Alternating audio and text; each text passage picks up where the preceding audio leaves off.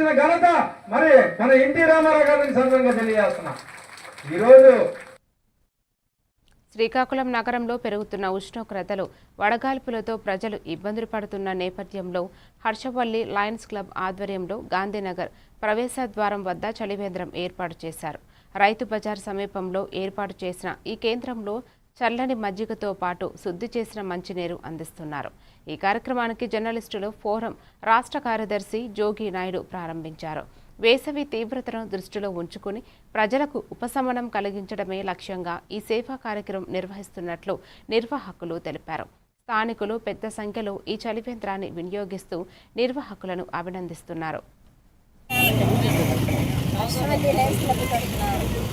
మేము ఇక్కడ ప్రజలకి వాళ్ళ ఆరోగ్యరీత్యా, ఎందుకంటే ఈ 10 రోజులు ఎండలు మండుతున్నాయి రోహిణికాంతలు అన్నారు కాబట్టి అందరికీ ప్రజలందరికీ కూడా దాహాన్ని తీర్చడానికి వాళ్ళకి కడుపు చల్లదనం చేయడానికి చలివేంద్రం ఏర్పాటు చేయడం ఈ హర్షవల్లి లయన్స్ క్లబ్ తరఫున దీనికి ఫౌండర్ ప్రెసిడెంట్ హారికా ప్రసాద్ గారు మరియు పిఎస్టీస్ ప్రెసిడెంట్ సెక్రటరీ ట్రెజరర్ మరియు శర్మ గారు ఇంకా తదితరులందరూ కూడా లయన్స్ క్లబ్ సభ్యులందరూ కూడా తమ వంతు కృషి చేస్తున్నారు.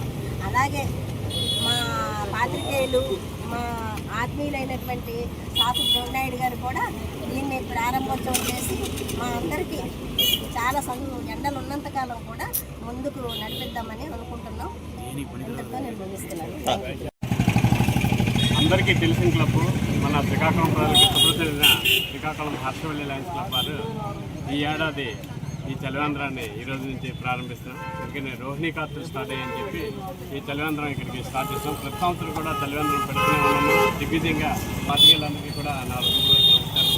అదేవిధంగా ఈ యొక్క చలివేంద్రం కట్టడానికి సహకరించిన మా లయన్స్ క్లబ్ మెంబర్లందరికీ కూడా నా హృదయపూర్వక ధన్యవాదాలు. ఎందుకంటే ప్రెసిడెంట్ గారు, సెక్రటరీ, ట్రెజరర్ మరియు సెకండ్ మెంబర్స్ కూడా దీన్నంతా సహకరించారు. క్లబ్ పెడతాం, నిర్వహణ పెడతామంటే.